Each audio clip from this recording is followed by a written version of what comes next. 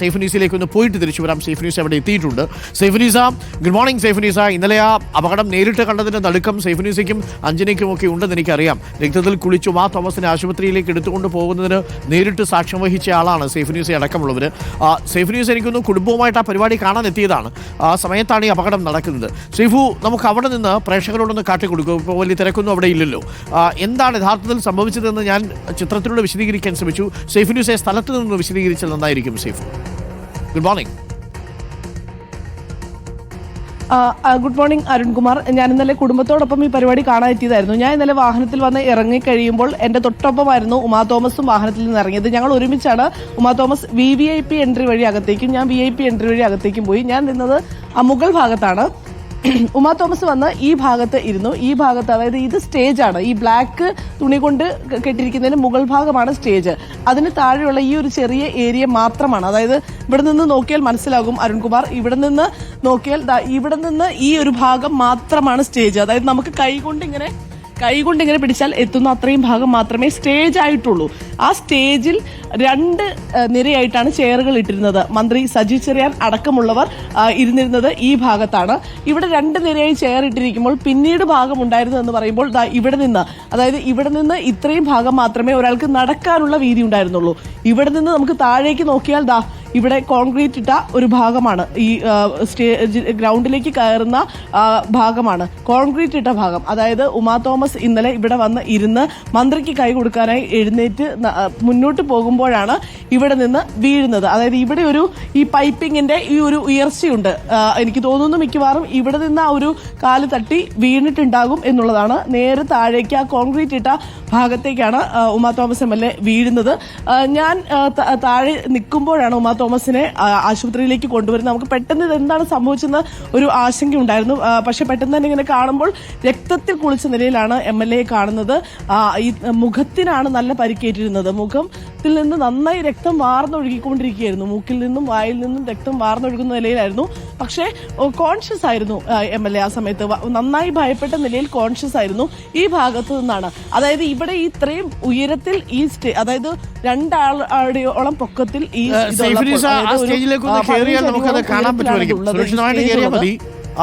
അവിടേക്കൊന്ന് കയറാൻ പറ്റുമെങ്കിൽ നന്നായിരിക്കും.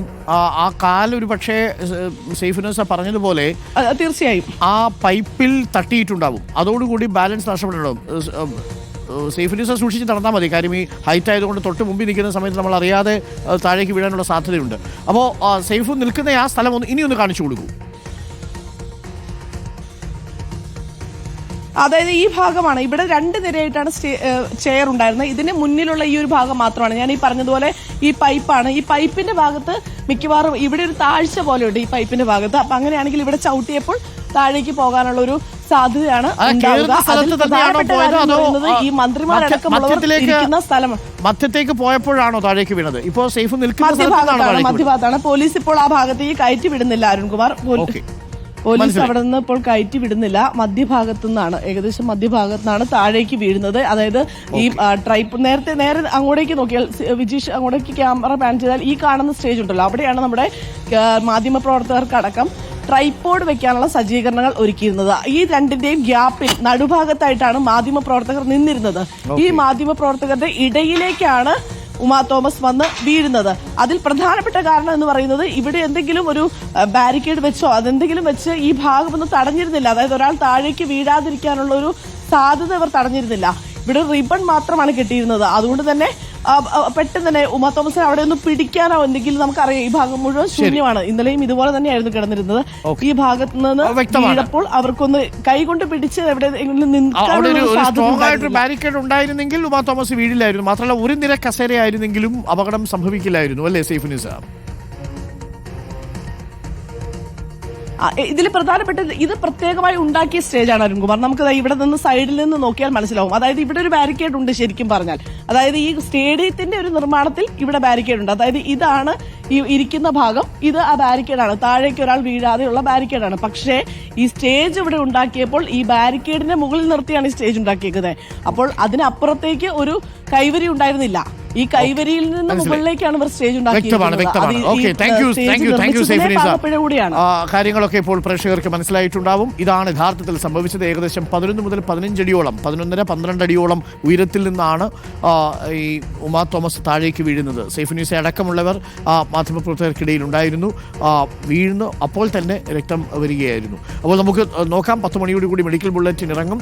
സ്റ്റേബിൾ ആകും എന്ന് തന്നെ നമ്മൾ കരുതും. തീർച്ചയായിട്ടും കോൺഷ്യസ് ആയി ഇടയ്ക്ക് എന്നാണ് അറിഞ്ഞത്. പക്ഷേ പിന്നീട് ആശുപത്രിയിൽ എത്തിച്ചപ്പോഴേക്കും കോൺഷ്യസ് ലെവൽ കുറഞ്ഞു. അതുകൊണ്ടാണ് വെന്റിലേറ്ററിലേക്ക് കിടത്തേണ്ടി വന്നത്. എന്നാലും ഈ പരിപാടിക്ക് സംഘാടകർ അനുവാദം വാങ്ങിയിട്ടുണ്ട് എന്ന് തന്നെയാണ് ഇപ്പോൾ GCDA ചെയർമാൻ K. ചന്ദ്രൻപിള്ള പറയുന്നത്. നമ്മളത് അന്വേഷിച്ചിരുന്നു. ഇതിനൊക്കെ അനുവാദമൊക്കെ വാങ്ങിയിട്ടാണോ ഈ പരിപാടി നടത്താറുള്ളത്? പക്ഷേ അനുവാദം വാങ്ങിയിരുന്നു എന്നാണ് GCDA പറയുന്നത്. സ്റ്റേജ് നിർമ്മാണത്തിൽ വീഴ്ചയുണ്ടോ എന്ന് പരിശോധിക്കും. സൂപ്രണ്ടിംഗ് എഞ്ചിനീയർ അടക്കമുള്ള സംഘം രാവിലെ സ്റ്റേഡിയത്തിലെത്തി പരിശോധന നടത്തും എന്നതായിട്ടും അറിയിച്ചിട്ടുണ്ട്.